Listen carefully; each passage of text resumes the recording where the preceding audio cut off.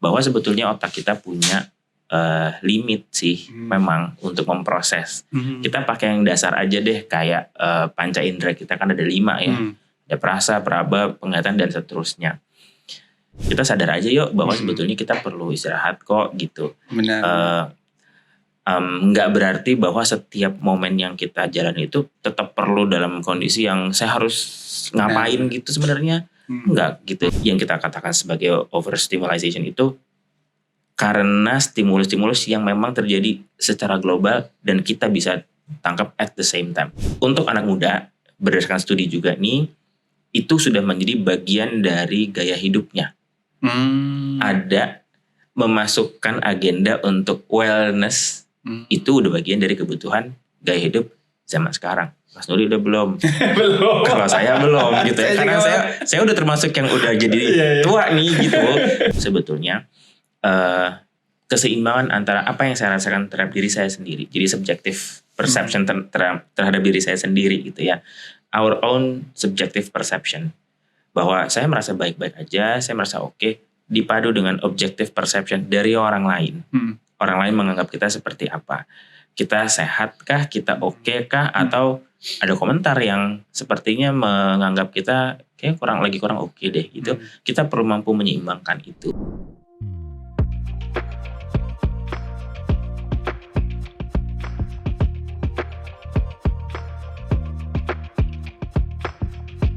Halo Seekers, kembali lagi dengan saya Nori, host di acara Eko, satu suara untuk Gema Tanpa Batas. Nah Seekers, pernah gak sih sehari-hari tuh kita kelelahan dengan banyaknya notifikasi, distraksi, stimulus. Tapi pernah gak kita melihat bagaimana dampaknya ke tubuh kita dengan segala distraksi dan stimulus itu? Hari ini, tepat di World Mental Health Day, kita akan ngobrol dengan salah satu psikolog gitu ya, sekaligus dosen di Fakultas Psikologi UI. Izinkan saya untuk menyapa. Selamat pagi Mas Iwan. Selamat pagi Mas Nuri. Alhamdulillah. Kayaknya seger banget nih Mas Iwan di pagi hari ini ya. Kita syuting di pagi hari ini jam 9. Yes. Bukan jam 9. Jam 9.20 ya. Dan hari ini nanti Mas Iman dan saya akan mengobrol banyak terkait dengan permasalahan tadi yang saya kemukakan di awal, terkait dengan distraksi atau berbagai stimulus yang ada di sekitar kita yang membuat kita kelelahan. Tapi sebelumnya saya ingin tahu dulu nih tentang Mas Imannya gitu.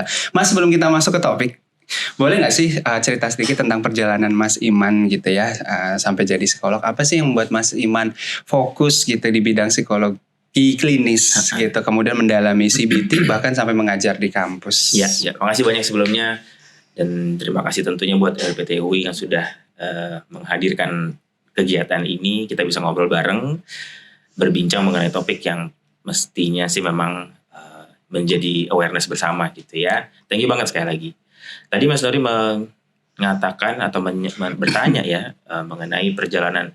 Ya nggak gimana-gimana banget sebenarnya. Waktu SMA saya punyalah ketertarikan terhadap psikologi.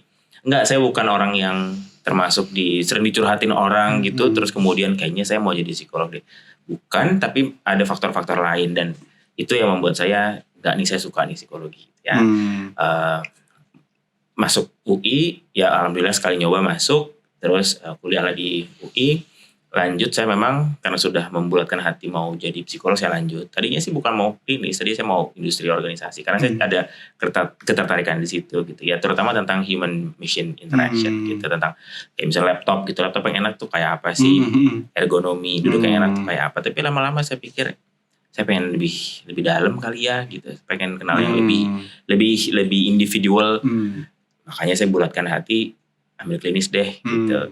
Dan setelah dari pendidikan profesi klinis dewasa itu, saya ngambil dewasa. Waktu itu masih itu kurikulumnya, sekarang udah berubah ya. 2 tahun waktu itu, dan setelahnya sih beberapa staf pengajar di situ sepertinya tertarik lah untuk mengajak saya gitu kan. Ngobrol kita, terus saya cuma nanya aja apa sih yang dilihat. Saya kan nggak yang paling bright deh gitu, karena saya tuh beberapa teman saya yang lain tuh ada yang jauh lebih oke gitu. Ya ada sejumlah pertimbangan yang mereka sampaikan, tapi mereka juga kasih tahu ada batas ini itu. Ya saya setuju untuk jadi dosen. Tapi kan sejalan dengan itu saya tetap terus mencari gimana cara saya ngaplikasiin ilmu klinis ini sehingga saya nggak berhenti belajar aja, tapi saya memang praktek juga. Jadi sejak beriringan sih, sejak saya mulai jadi dosen pun saya juga mulai praktek sampai sekarang. Luar biasa. Berarti ilmunya dapat, praktiknya juga dapat ya di satu sisi. Alhamdulillah. Seperti itu ya. Nah, penasaran nih Mas, kan dalam perjalanannya menjadi seorang dosen dan juga sekaligus psikolog gitu ya, psikolog klinis pasti bertemu dengan banyak mahasiswa dan klien. Gitu ya. Di sini kita tidak akan mengungkapkan cerita klien ya, tapi saya ingin tahu aja terkait dengan apakah Mas Iman sering menemukan fenomena di mana banyak yang mengeluhkan karena terlalu attached dengan smartphone-nya. Itu pernah nggak ada mahasiswa yang curhat mungkin atau klien yang mungkin bukan cerita tapi ya sebagai pembuka mereka mengeluhkannya hal seperti itu gitu. Kalau yang directly menyampaikan bahwa kok saya punya problem gak bisa lepas gitu, justru sedikit. Tapi mengungkit tema yang tadi Mas Nori disampaikan di awalnya, saya melihatnya justru dari observasi dulu. Saya ngeliat keliling gitu-gitu ya, termasuk mengobservasi diri sendiri. Nah ini semua tuh jauh lebih, jadi bisa lebih dicermati dan diamati sejak pandemi. Dimana memang kita kan jadi sangat nempel nih sama smartphone, sama gadget lah. Betul. In general gitu. Betul. Kan. Dan pengamatan ini saya lanjutkan ke kehidupan sehari-hari. Dan di ruang praktik memang akhirnya saya mengangkat sejumlah pembahasan bareng-bareng sampai akhirnya baru deh ketemu. Oh iya ya, ternyata saya makainya banyak banget. Jadi berputar justru Mas Nori. Dari pengamatan saya ada keluhan dari klien. Coba cari, nggak semua tentu kan beda-beda ya. Tapi untuk yang memang ternyata ada masalah dengan manajemen menggunakan gawai ya. Nah akhirnya itu dapat gitu. Kalau di mahasiswa, nah memang beda ya dengan zaman Mas dulu kuliah, Mas sekarang di kelas tuh sekarang duduk ya buka laptop gitu kan. Kadang-kadang ada yang memang saya juga perlu tutup dulu laptopnya deh gitu. Nggak apa-apa kita diskusi dulu aja langsung. Jadi nggak perlu nyatet gini. Ya even sekarang nyatet pun bawa kertas nggak, bawa bolpen nggak bawa Mas gaunya gitu. Jadi nyatetnya langsung di laptop juga. Nah itu fenomena yang memang udah kan perkembangan zaman aja ya sebenarnya gitu. Mas saya juga dulu kalau kelas buka laptop kok Mas, nggak yang pakai notes. Ya. Tapi nggak satu kelas buka laptop. Ya sekarang satu kelas buka. Oh kalau sekarang satu kelas buka laptop semua. Iya sih benar. Kalau dulu masih ada yang buku tertulis masih nyatet, ada yang masih mungkin setengah-setengah masih pakai laptop, ada yang setengah pakai cat. Nah tapi sedikit lanjut dari situ ya. Beberapa kali bahkan ketika lagi buka laptop gitu. Kan ya buka laptop kita bisa buka tab lagi kan gitu, ada tab Instagramnya lah misalnya, tab X lah, apa dia bisa banyak kan. Sementara mungkin tab pertama memang materinya gitu. So at the same time nih sebenarnya konsentrasinya kan terbagi gitu, nggak bisa fully ke materinya tapi ke yang lain lagi. Meskipun memang kadangkala pembelajaran zaman sekarang memang mendorong mahasiswa untuk yuk kamu sambil buka bahan yang ini. Jadi memang ada terdorong juga untuk melakukan sejumlah multitasking. Cuman kan fokusnya masih sama. Iya. Tapi kalau nggak lagi terpantau kan dia bisa membuka yang lain sifatnya mungkin hiburan. Nah itu kan mengganggu proses dan sesekali ada tuh yang ketika mesti diskusi terus ada delay gitu karena memang switching fokusnya jadi butuh waktu. Betul. Tapi ini menarik karena membuka sheet yang banyak itu gitu ya, tab-tab yang banyak itu kan menjadi sesuatu yang disadari oleh si pribadi tersebut. Dia sadar bahwa dia lagi buka materi, lalu dia buka tab ada Instagram, ada X, ada apa dan sebagainya gitu kan, ada macam-macam gitu. Tapi kan dia sadari gitu ya. Dan tadi Mas Iman juga sudah menjelaskan bahwa ketika harus transisi kembali ke materi ada delay, mungkin sepersekian detik, nggak tahu ya, delay setiap orang berbeda-beda. Betul. Tapi tidak hanya sesuatu yang kita sadari, kadang kan kita juga menerima stimulus dari sekitar kita bertubi-tubi, sesuatu yang kita tidak sadari gitu Mas. Artinya tidak sadari ini bukan unconscious, tapi lebih ke yang tidak kontrolnya di kita gitu. Kayak misalnya fenomena ya itu misalnya main HP gitu ya, main HP kemudian di saat yang bersamaan pakai Spotify, ada dengerin gitu ya, dengerin musik di satu sisi juga terus terpantau dengan HP-nya. Nah sebenarnya dengan stimulus yang bertubi-tubi itu apa sih dampaknya terhadap otak dan tubuh kita Mas? Tapi menarik saya angkat sedikit dulu tentang sadar nggak sadar tadi itu. Wah kita nggak usah mundur jauh-jauh, mungkin kembali ke tahun 2012, 2013 aja ya. Smartphone belum di semua orang. baru 1, 2 gitu, dan itu masih transisi dari smartphone versi pertama sebelumnya, yaitu namanya kita kenal dengan, sebut merek nggak apa-apa ya? Nggak apa-apa, tadi saya sebut merek Mas. Oh iya, kali ada media sosial apa-apa. Ada yang mau masuk kali ya. BlackBerry kan zaman dulu. Iya. BlackBerry kan kalau dibandingin sama sekarang kan keterbatasannya jadi lumayan banget terasa. Padahal dulu itu aja udah keren gitu kan. Mari kita sadari bahwa dari smartphone yang dulu bener-bener analog, nggak ada warnanya di layar, masuk jadi ada layar, ada suara macam-macam, plus jadi ada bisa mainin lagu, terus kemudian ada kamera, ada bisa bikin video, terus developing sampai sekarang. Sebenarnya kan itu terjadi proses apa bilangnya, evolusi ya. Yang kita tadi nggak bisa jadi bisa. Benar. Jadi kalau mau dibilang tidak sadar, sebenarnya karena memang sudah termungkinkan melakukan itu, tadinya belum, gitu kan. Jadi pun kita sekarang mikir gitu nggak sadar ya kita melakukan segitu banyak, memang karena perlahan-lahan tuh termungkinkan sebenarnya gitu. Nah baru deh kita ngomongin soal bermacam hal yang jadi harus kita proses. Nah nanti mungkin bisa dicari tuh di googling aja, sebetulnya banyak. Bahwa sebetulnya otak kita punya limit sih memang untuk memproses. Kita pakai yang dasar aja deh, kayak panca indera kita kan ada 5 ya. Ada perasa, peraba, penglihatan dan seterusnya. Ini berdasarkan pengamatan ya. Kayak tadi pagi dalam perjalanan saya tadi udah kasih lihat fotonya nih. Di dalam kereta hampir semua orang telinganya tertempel dengan apa namanya bilangnya? Headset atau yang kecil. Oh, TWS. apa? TWS TWS ya. TWS sebenarnya bukan TWS. Melihat sesuatu dan dalam durasi yang pendek-pendek. Artinya hampir nggak ada habisnya. Pun dia nggak nonton, dia bisa dengerin musik. Benar. Dia sedang membaca sesuatu. Gitu. Jadi sifatnya yang di visual itu bacaan, bukan tontonan. Yang di telinga sifatnya musik yang berbeda lagi. Itu terus-menerus ada. Sementara sebetulnya kita kan tetap perlu ready lagi untuk aktivitas berikutnya. Katakan mau meeting. Betul. Tapi in between meeting dia mesti commute dengan transportasi. Di transport itu tetap justru otaknya dipaksa untuk berpikir lagi. Nggak sempat istirahat. Sebetulnya dalam jangka panjang terjadi adalah nggak cuma otak, tapi memang tubuhnya secara umum akan mengalami stres gitu. Karena begitu bertubi-tubinya tempaan stimulasi tadi itu, Mas Nuri. Jadi bukan cuma otaknya aja.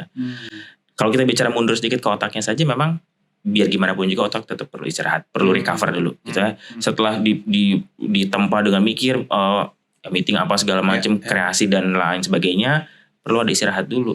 Nah kita yang sering kali dengan proses tadi yang saya bilang evolusi membuat kita jadi nggak sadar bahwa itu bisa dilakukan. Kita pikir itu hiburan. Iya hiburan secara mental, tapi biologically sebetulnya tubuh kita membutuhkan istirahat yang lebih benar. Itu memang rest gitu. Nggak mendapatkan stimulus yang dalam level medium ke maksimal. Minimal aja, seperti misalnya kalau di kereta ya cuma dengerin suara keretanya. Udah gitu, badan goyang-goyang sedikit, kulit kena udara AC yang dingin. Udah gitu aja. Selesai dia recover, kita siap lagi. Ini kan pada makin kesini makin enggak. Dan saya curiga sebetulnya banyak sekali situasi orang yang stres, bahkan kecemasan yang agak terlalu panjang ya, itu dipicu dari kebiasaan-kebiasaan setiap hari itu. Tadi menarik Mas, terkait dengan stimulus yang banyak itu kita harus meredakan, ya udah kurangi aktivitas-aktivitas yang bisa menambah stimulus tersebut. Sebetulnya iya. Ya. Tapi bagaimana untuk orang-orang yang merasa bahwa I'm fine kok, maksudnya dengan stimulus sebanyak itu toh aku juga nggak kenapa-napa. Maksudnya betul tubuh kita punya limit. Tapi bagaimana cara menyadari limit dalam tubuh itu toh dia juga merasanya sebenarnya nggak apa-apa. Menarik. Ini sangat-sangat menarik. Karena umumnya yang kita masukin in between di kewajiban-kewajiban itu adalah hiburan. Jadi secara secara psikologis saya kan lagi dalam hiburan prosesnya gitu sebenarnya. Iya, mentally dapat hiburan. Tapi kan kita bicara soal fisiknya nih sekarang, sebetulnya fisiknya tetap stres. Kenapa? Karena terus-menerus menerima gempuran-gempuran stimulus tadi itu gitu ya. Sayangnya memang seringkali kita baru tahu belakangan. Jadi begitu kita kok saya nggak bisa ini ya, susah tidur ya, kok tidur lama tapi nggak seger juga ya. Nah itu tanda-tandanya baru kelihatan bahwa fisik kita akhirnya capek gitu. Tapi harus kena dulu ya. Sayangnya iya. Bener. Iya, makanya kita sebenarnya ya dalam pembicaraan ini ini juga sama-sama ngajak kali ya bahwa kita sadar aja yuk bahwa sebetulnya kita perlu istirahat kok gitu. Benar. Nggak berarti bahwa setiap momen yang kita jalani itu tetap perlu dalam kondisi yang saya harus ngapain gitu sebenarnya. Enggak gitu. Dan itu nanti muncul ke topik yang berikutnya sebenarnya nih. Benar. Karena kalau dari saya sendiri, pengalaman saya, fenomena nggak papanya itu juga ada di saya nih sesekali gitu. Karena saya merasa ya udah, laptop adalah keseharian, kerjaan di laptop, main juga di laptop. Tapi at some point tiba-tiba di malam hari itu mata sakit gitu, sakit terus kayak nyut-nyutan.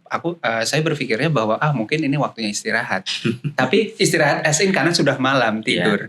Tapi mungkin itu juga sebenarnya tanda bahwa tubuh memberitahu saya kalau mata ini stimulusnya udah bertubi-tubi nih gitu. Apalagi laptop, HP itu kan sesuatu yang paling sering ya. Indra, kalau menurut saya sih indra penglihatan ini menjadi salah satu yang paling sering selain indra pendengaran. Betul ya. Sangat di-push. Kalau indra peraba mungkin juga masih. Mungkin indra penciuman, taste. Kalau taste itu ya kalau pas lagi makan gitu kan. Tapi nggak cuma itu. Postur juga terjadi loh Mas. Coba deh kita postur berdiri di kereta atau di bis, megang handphone sambil lihat sesuatu. Seberapa lama kita dalam posisi yang sama terus? Lama kan? Iya benar. Gitu. Benar. Terus kaku gitu misalnya. Kaku gitu, kan? Karena beberapa orang mengeluhkan kok saya leher sering sakit ya gitu. Bahkan ada yang karena megang di kanan ini ototnya sampai nyamber ke dada sini. Kok saya kerasa sakit ya? Udah takut kan? Apa nih segala macam. Dengan analisis coba deh tidurnya dibenerin, nggak usah buka handphone dulu sebelum tidur dan sebagainya. Iya hilang. Gitu. Jadi itu yang nggak disadarin. Baru ketahuan setelah mulai ada simptom-simptomnya gitu. Jadi dari mulai postur lah sampai ke macam-macam sebetulnya ada efeknya tuh. Iya.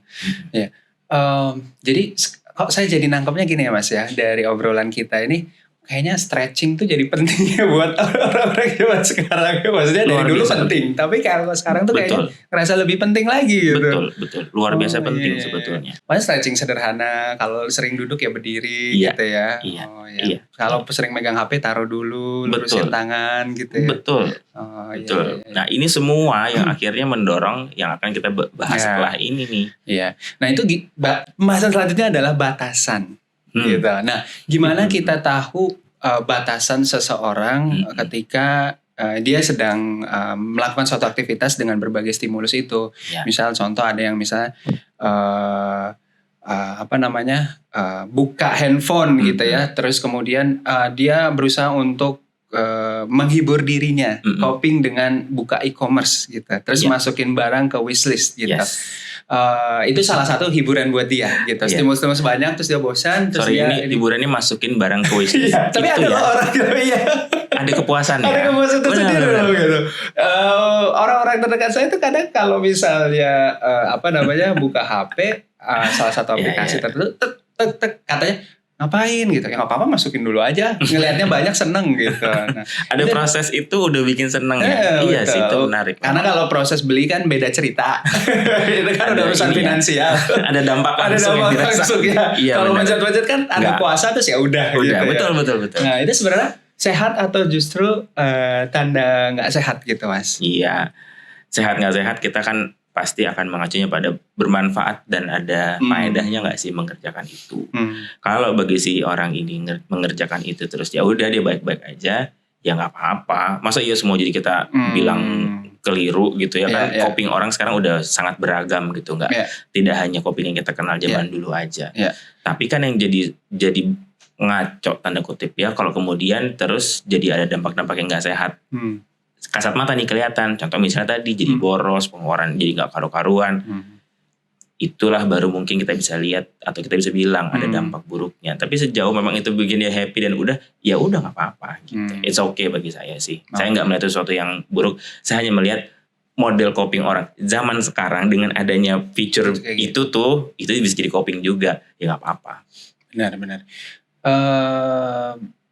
Terus Mas, saya jadi menyadari juga nih dari perbincangan kita ini. Yes. Benar nggak sih kalau ini menurut saya, benar nggak sih kalau orang-orang zaman sekarang tuh sudah makin terbiasa dengan hal-hal yang begitu banyaknya dan kita tuh makin pintar untuk mengorganisasi atau mengorganisir hal-hal itu gitu. Kebayang nggak maksud saya, Mas? Jadi di HP itu banyak aplikasi. Terus kita tuh tahu posisi di mana letak untuk buka sosial media tertentu gitu. Saking banyaknya gitu. Di laptop kita banyak kerjaan, kita banyak sheet, kita tahu sheet. Saya tuh kalau ngerjain tuh sheetnya bisa sampai 99 gitu. Jadi saking banyaknya gitu. Buka. Saya pun kayak, aduh, dulu saya nggak bisa nih. Tapi sekarang tuh saya bisa. Ya, makin gitu. lama makin lama bisa. Dan itu tuh sebuah keuntungan sebenarnya untuk kita, atau sebenarnya itu sesuatu yang perlu diperhatikan gitu, berhati-hati dalam melakukannya gitu. Iya. Kebetulan dengan kemajuan teknologi gitu ya, hal-hal yang tadinya harus dilakukan secara fisik sekarang tergantikan oleh aplikasi atau software gitu.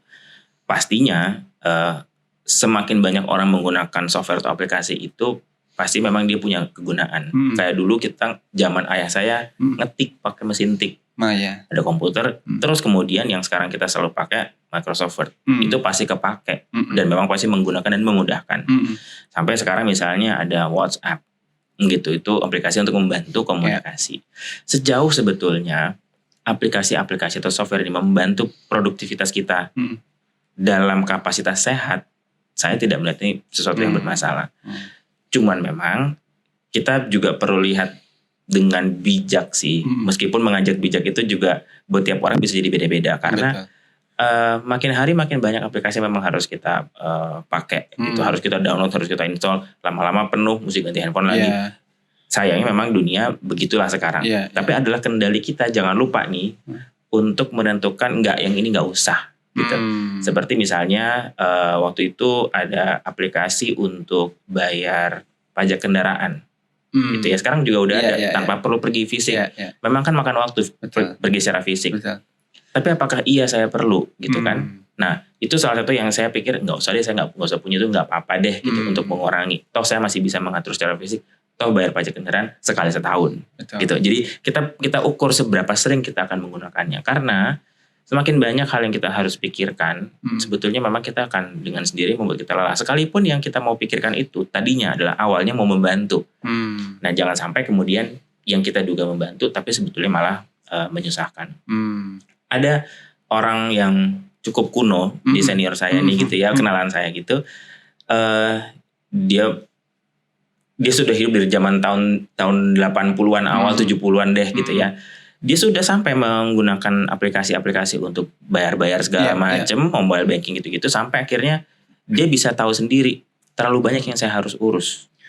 Akhirnya dia hanya punya satu saja mobile banking, itu pun rekeningnya satu, dan itu pun bukan rekening gaji.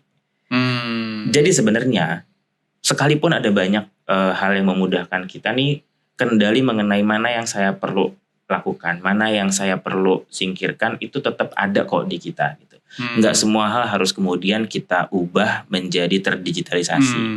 Semakin banyak yang terdigitalisasi, sebetulnya kita jadi pelan-pelan melepaskan kendali kita sama kehidupan kita. Dan kita tahu kan, perasaan kendali itu tetap perlu ada. Kita nggak bisa semuanya kayak terserah deh gitu. Kita tetap harus ngerasa punya, oke, saya tahu kalau saya mengerjakan ini saya bisa dapat sesuatu.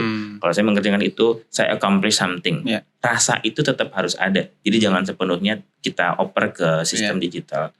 Itu juga menurut saya dalam jangka panjangnya kurang sehat buat rasa saya ada di dunia dan saya bisa mengendalikan, menavigasi hidup saya. Itu yang juga kita perlu sadari bareng-bareng. Istilah saya, Mas, saya nggak tahu apakah di internet ada atau di jurnal ada gitu ya. Banjir stimulus gitu. Ada istilahnya. Iya, stimulus overload sih. Stimulus overload. Itu istilahnya, stimulus overload. Oke. Stimulus overload itu apakah baru terjadi sekarang dengan fenomena digitalisasi ini, atau sebenarnya sudah ada dari dulu tapi ya bentuknya berbeda? Dan kenapa yang sekarang tuh menjadi isu sekali gitu dibandingkan saat dulu? Gitu. Kan ketemu misalnya tadi bayar pajak ya, pajak misalnya sekarang lewat digital bisa gitu, lewat aplikasi tertentu. Tapi kan sama aja dengan stimulus, kita pergi ke kantor itu juga sebuah stimulus, ketemu orang juga stimulus gitu. Nah itu betul. Kenapa sih Mas? Iya, Maksudnya saya bingung nih kenapa stimulus overload tuh kayaknya berasa banget tuh sekarang gitu dibandingkan yang dulu. betul. Hah. Ada shifting sebenarnya nih Mas Nuri di sini. Saya udah baca, nanti pemirsa bisa cek juga kali ya di sejumlah sumber-sumber yang udah kredibel di internet. Jadi gini, kalau kita bicara mengenai stimulus yang kelebihan, pasti untuk setiap generasinya ada. Jadi kayak di zaman dulu gitu ya, dulu banget kita bahkan masih sangat-sangat primitif gitu ya. Kita overwhelmed dengan cuaca. Kita overwhelmed dengan perubahan cuaca iklim segala macam. Shifting lah terus masuk ke zaman industrialisasi. Kita overwhelmed lagi dengan jadi mesti cepet, jadi mesti mobilisasi. Ada lagi sebetulnya situasi overloadnya. Lompatlah ke zaman sekarang, ada juga overload stimulasi fisik kita dengan segala macam hal digital ini. Ada tapi yang membedakan. Dengan yang sekarang ini, zaman digital ini, stimulus-stimulus itu terjadi at the same time. Ya. Semuanya bersamaan datang gitu ya. Dia berjalan secara paralel. Gitu ya. Sebagai contoh, kita perbandingkan ke zaman peperangan. Kita bisa tahu ada peperangan di area mana. Mungkin 3 hari, 4 hari setelah itu terjadi. Dan itu pun terbatas hanya daerah tertentu. Yang di belahan dunia sebelah sana kita nggak tahu. Gitu kan ya. Kita hanya tahu sekian waktu kemudian. Itu pun kalau kita dapat beritanya. Kalau nggak, ya nggak. Sekarang bedanya, kita tahu semua yang ada terjadi di dunia. Betul. Itu yang membuat jadi stimulation di zaman ini menjadi sangat luar biasa. And are we adapt to it, Mas? Maksudnya apakah kita akan beradaptasi? Maksudnya dengan cuaca kita lama-lama beradaptasi. Kita dengan suara industrialisasi kita beradaptasi. Emang akan sampai ke situ. Manusia akan berevolusi juga untuk bisa beradaptasi gitu ya. Ya kayak misalnya di zaman anak-anak saya gitu sekarang, ya anak saya yang kelas 5 SD, 6 SD udah bisa bikin PowerPoint sendiri. Saya baru bisa. Bener-bener belajar bikin PowerPoint aja pas kuliah. Benar. Ada sejumlah hal yang memang akhirnya manusia kan tentu terus beradaptasi. Evolusi secara biologis pun juga akan memungkinkan kita beradaptasi dengan situasi tersebut. Makanya tadi saya bilang, untuk setiap zamannya pasti akan ada. Tapi sedikit berbeda yang sekarang, yang kita katakan sebagai overstimulation itu karena stimulus-stimulus yang memang terjadi secara global dan kita bisa tangkap at the same time. Katakan semenit kita buka Instagram deh gitu ya. Mau dari Rusia kek, mau dari Amerika kek, mau dari Kutub Selatan kek, dalam semenit kita bisa dapat semuanya. Gitu. Pertanyaan adalah, apakah memang secara sadar kita memproses dan kita memfilter, atau apa yang terjadi di kepala kita tentang itu? Ketika kita baca berita soal perang, apa yang kemudian ada di benak kita dan di proses otak kita? Sementara misalnya kita di daerah damai, tapi kita lihat kiri kanan itu perang. Terus apa? Apakah pilihannya mungkin sempit nih? Apakah kita kemudian jadi tegang karena gila di mana-mana perang? Atau kita desensitisasi? Ya udah biasa. Betul. Akhirnya menghilangkan empati. Jadi sebetulnya efeknya ini kalau buat kita secara sosial dan psikologis tentunya itu ada efek-efek yang mungkin laten nih, nggak kita bisa lihat sekarang gitu. Ya kalau kita balik lagi ke urusan sosial media kan setiap ada satu objek atau satu subjek kayak orang yang mungkin posisinya cukup tinggi, berkewenangan banyak di negara ini, terus membuat kesalahan, kan siapa aja bisa menghujat. Betul. Apakah itu jangan-jangan juga bentuk dari ledakan sesuatu yang disimpan, terus begitu ada kebetulan nih gitu ya, ikutan deh berpendapat padahal belum tentu dia ngerti juga gitu. Jadi ini yang kita hadapi sekarang ini nih sebenarnya. Jadi untuk yang sekarang ini kita tuh information overload ya Mas ya. Kalau bisa saya katakan, sangat setuju dengan terminologi itu. Kayak ya itu tadi, kapanpun kita bisa menerima informasi dari belahan dunia manapun dan kita nggak minta gitu. Kita nggak minta. Kita kalau buka otomatis langsung dapat gitu. Betul. Dan mau filter pun ya susah karena itu udah masuk ke indera. Udah masuk ke dalam ingatan kita gitu ya. Betul. Nah, itu ada cara nggak Mas? Gimana kan? Makanya saya juga kok sering ngerasa capek di beberapa bulan belakangan ini kok kayaknya lelah gitu bawaannya untuk melihat berita-berita di dunia maupun di Indonesia saat ini. Nah itu bisa dilakukan. Udah jelas sumbernya apa. kalau orang zaman sekarang bilangnya saya detox sosmed dulu deh gitu ya. Ada yang menggunakan cara itu dan berhasil, dan memang berhasil sebetulnya. Meskipun kita sih kalau mau mengurangi aktivitas kita dengan kontak sosial melalui digital ya, bukan kontak sosial langsung begini, kita juga perlu sadar penuh aja yang mau kita lakukan apa. Jangan sampai kemudian kita tutup WhatsApp, ya nggak bisa lah orang sekarang kontak lewat situ. Kan jadi beda ya. Benar. Tujuan kita itu mau sedikit mengurangi informasi yang kebanyakan, tapi kalau kita pilihnya enggak deh, pokoknya saya nggak akses WhatsApp, ya gimana, kan semua hal sekarang hampir semua akan dilakukan, diselesaikan, dikomunikasikan melalui aplikasi itu. Benar. Kan tidak bijak gitu. Betul. Malah jadi membuat susah orang lain kan. Jadi mungkin kalau kita mau coba detox, kita stop dulu informasi dari luar supaya nggak berlebihan. Ya kita nggak nonton, let's say misalnya platform yang memang menyediakan video gitu ya, platform yang sifatnya sosial media dan tidak bisa dibendung apa saja informasinya, itu aja dulu selama sekian waktu. Pantau dari diri kita, ada perbaikan ya, perbaikannya apa. Gitu. Tapi kalau saya sendiri nih Mas, saya sharing pengalaman. Ada sensasi bahwa aduh kalau saya tutup ntar saya ketinggalan informasi. Betul, gitu.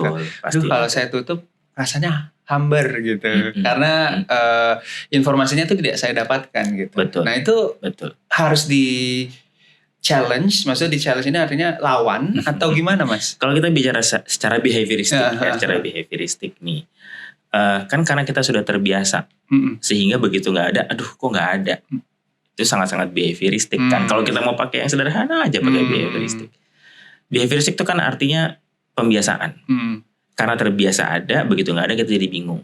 Apa yang mesti kita lakukan? Sebelum kita mau melakukan pilihan yang tadi itu, kita coba bikin alternate behaviornya dulu apa. Let's say misalnya ya, kita nggak akses sosmed, tapi kita udah siapin, saya misalnya mau ganti jam-jam saya akses sosmed dengan misalnya workout, dengan misalnya jalan keliling komplek, dengan misalnya saya mau baca buku yang memang selama ini saya belum sempat baca, tapi bukan digital, benar-benar buku fisik gitu. Begitu ada alternate behavior yang memang udah kita siapin, kita jadi mengurangi dorongan kita untuk balik lagi ke kegiatan yang udah biasa sebelumnya itu. Sebetulnya ke sana. Dan jangan lupa, kebiasaan kita dengan sosial media dan terkoneksi itu kan dibangun sekian waktu nih. Betul. Enggak dalam waktu satu malam kan. Betul. Artinya kalau toh ternyata masih ngerasa FOMO gitu, katakan ke diri kita, nggak apa-apa, memang saya lagi membiasakan diri dengan kebiasaan baru. And that's okay gitu. Go easy on ourselves. Iya. Ringan aja, kalau masih belum bisa ya nggak apa-apa, nggak ada yang bilang harus langsung berhasil kok. Tapi saya mau berusaha kok dengan aktivitas yang lain. Kalau kita akan ngeliat lebih ringan, kita sendiri juga nggak akan tertekan dengan aduh kok nggak bisa kok gitu. Nggak lagi-lagi menambah pikiran yang sebenarnya nggak perlu ada juga nggak apa-apa gitu.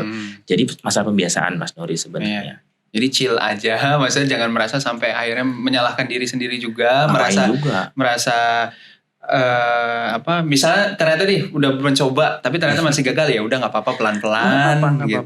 Jadi no pressure, nggak ada yang minta untuk harus bisa langsung, nggak ada kan. Kita yang mau, ya kita aja yang juga membawa diri kita untuk nggak apa-apa kok, kita coba aja pelan-pelan. Toh saya jadi sangat attach sama smartphone, sama sosmed kan juga sekian waktu, nggak tiba-tiba aja gitu. Betul.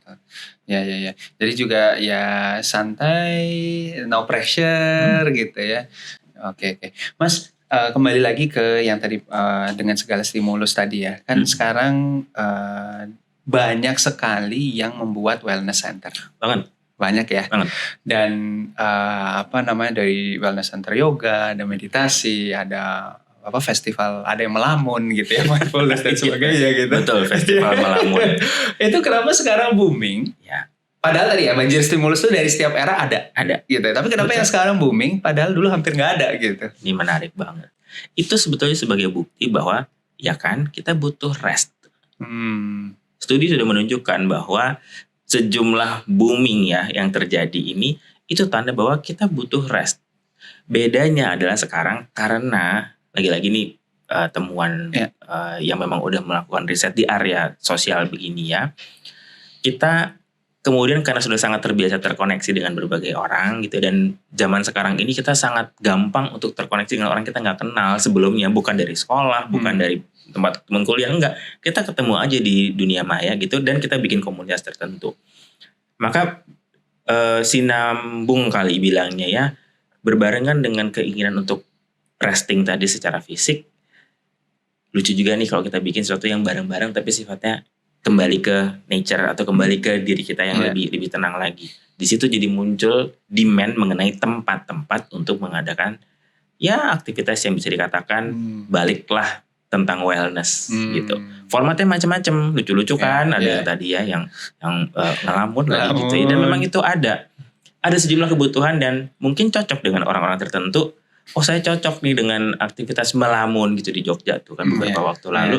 Ya udah, dia akan gabung di situ dan dia akan ngerasa penuh ya, senang lagi, penuh lagi, dan itu kan tidak menggunakan lepas dulu sedikit dari gawai gitu untuk sekian waktu.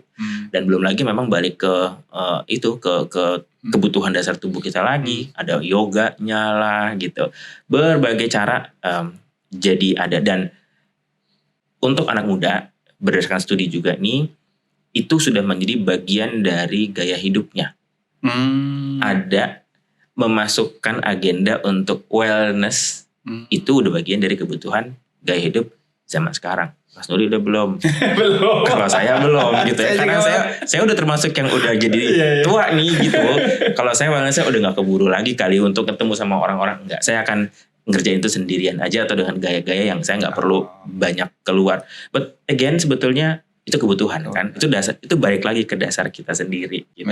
Nah sekarang buat kaum muda yang sekarang ini cocok tuh, ada sosialisasinya tapi formatnya sebetulnya dalam bentuk kembali well gitu.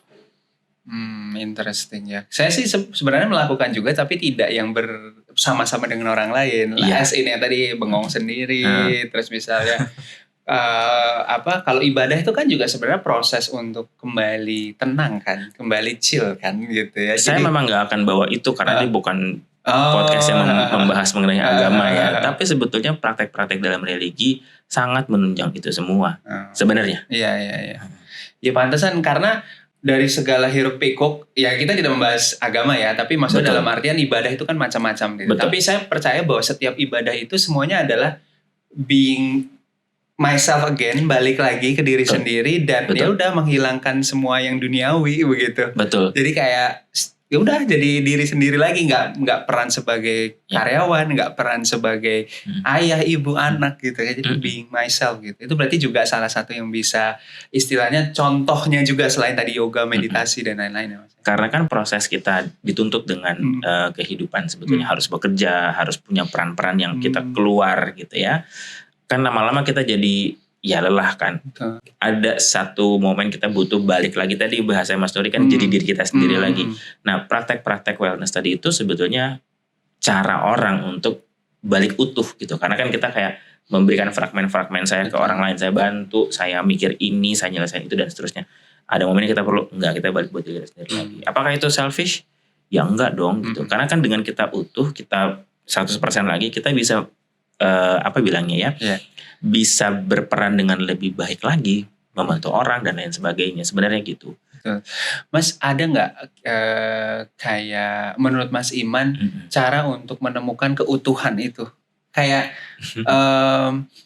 saya merasa bahwa kalau mau menemukan keutuhan tuh harus ada momen di mana menyendirinya, either menyendiri dengan yoga, meditasi, melamun atau ibadah dan sebagainya. Tapi kan ada juga orang-orang yang memang ya udah produktif aja hidupnya gitu. Tapi apakah utuhnya itu berbeda gitu? Soalnya tadi saya kebayang, soalnya iya betul, saya juga setuju bahwa kalau mau membantu orang lain kita harus aware dulu nih atau utuh dulu dengan diri sendiri dan kita dulu yang sehat. Betul. Nah tapi untuk bisa menemukan keutuhan itu ada sensasi tubuh tertentu nggak tahu sih, karena kalau saya tuh kadang kalau mau ngerasa utuh tuh saya harus merasa bulu kuduknya merinding gitu, kayak terus habis itu misalnya merasa happy terus senyum sendiri gitu tuh ngerasa utuh tuh di situ. Tapi setiap orang kan berbeda ya. Nah itu tandanya tuh apakah betul seperti itu gitu? Saya hanya bisa bilang, saya mungkin bisa mengkonfirmasi yang Mas Nuri rasain itu betul gitu ya. Salah satu contohnya itu seperti itu. Akan tetapi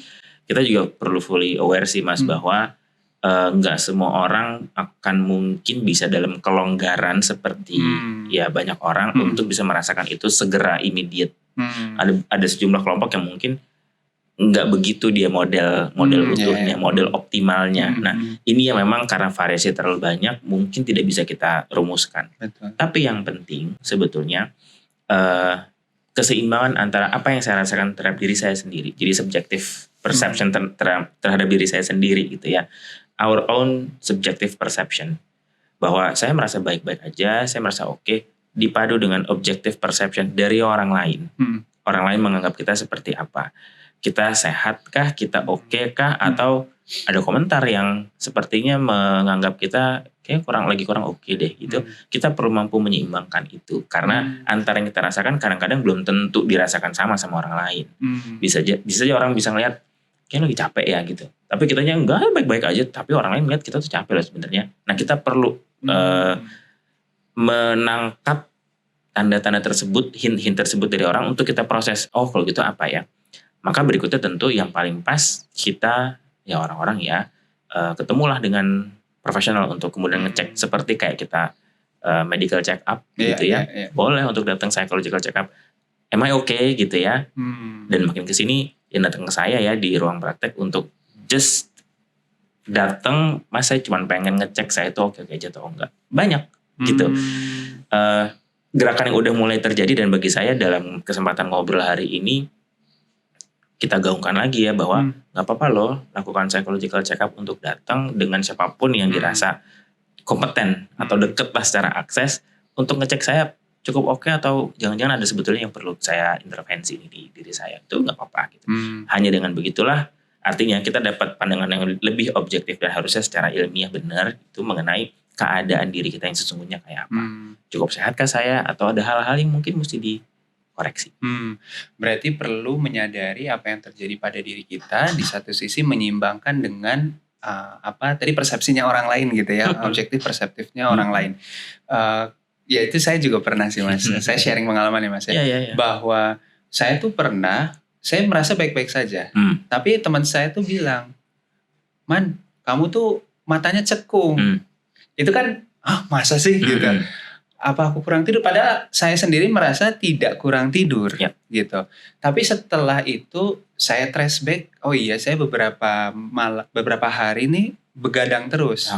Tapi badan saya nggak ngerasa capek gitu. Tapi kan berarti apa yang dia katakan bisa menjadi penanda kepada saya bahwa saya butuh istirahat walaupun saya merasa tidak butuh istirahat. Betul. Dan itu kita harus aware ya dengan itu. Maksudnya kita harus bukannya menolak gitu. Betul, jangan ditolak. Iya, makanya kadang-kadang enggak aku. Oh iya ya gitu. Iya, maksudnya oh iya ya gitu. Jadi diterima aja gitu ya, diterima dan diolah gitu ya. Betul. Betul gitu. Hanya dengan begitulah kita akan bisa memaintain kesehatan kita fisik maupun mental. Karena kita tahu keduanya saling berpengaruh. Kalau fisik nggak oke, mental kita juga jadi capek. Dan sebaliknya mental kita juga adalah fisik kita juga akan ikutan nggak sehat sebenarnya. Wah seru banget nih. Tidak terasa kita udah lebih dari 40 menit Seekers perbincangan di World Mental Health Day ini. Tadi beberapa hal yang menjadi menarik dan pembelajaran buat saya adalah yang pertama adalah aware dengan diri kita sendiri. Kemudian adalah di era sekarang stimulasi overload itu berupa informasi. Jadi pintar-pintar untuk menjaga diri kita dari berbagai informasi yang ada. Tolong koreksi ya Mas Iwan kalau betul banget. Itu kemudian yang ketiga adalah yang terakhir ini. Jangan menolak objektif perceptionnya orang lain. Kalau ada pendapat dari orang lain, kita masukin aja sebagai pertimbangan iya kali ya gitu. Kita buka opsi untuk mungkin ya kali saya mesti lihat apa yang ini. Bisa jadi orang lain juga nggak benar, bisa aja gitu kan. Tapi kan itu menjadi sebuah tanda. Mungkin kita mesti cek juga. Betul. Jangan lupa untuk kalau ada medical check up, ada juga yang namanya psychological check up. Gitu aja. Thank you Mas Iman. Ini sama-sama seru banget, bagus banget di sesi kita kali ini. Semoga Seekers semuanya mendapatkan ilmu yang bermanfaat juga. Semoga Seekers mendapatkan informasi yang bermanfaat juga. Ada pesan terakhir dari Mas Iman? Silakan Mas Iman. Thank you banget sebelumnya sekali lagi. Dan untuk siapapun yang menyaksikan podcast ini, pembicaraan ini, saya sih cuma pengen ngajak iya kita memang perlu bekerja, kita perlu menunjukkan hal-hal yang maksimal dari diri kita, tapi jangan lupa kasih ruang bagi kita untuk istirahat. Karena istirahat itu penting dan dengan tubuh dan fisik, apalagi psikologis yang juga optimal, kita akan bisa berperan juga optimal dimanapun. Oke, terima kasih Mas Iman. Sama-sama. Seekers, sampai ketemu lagi di Eko Podcast berikutnya. Satu suara untuk Gema Tanpa Batas. Sampai jumpa, bye-bye.